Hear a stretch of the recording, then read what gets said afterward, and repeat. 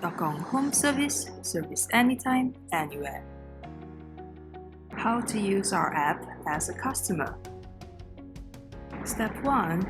You can sign up to create a new account or sign in using your Google or Facebook account. Step 2. Verify your identity by uploading your ID and your selfie photo. Step 3. Select the service by choosing your location and the service required.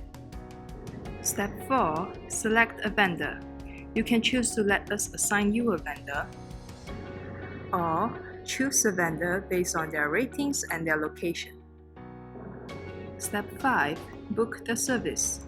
You can also contact the vendor if required. An estimation of the price range and also the reviews from other customers will also be provided. Select Book Service and that's it. Step 6. Provide your details regarding your problem.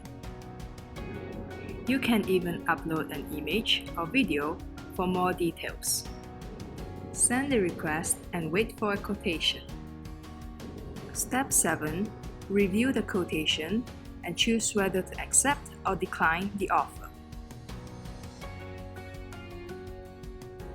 Tokkong Home Service, service anytime, anywhere.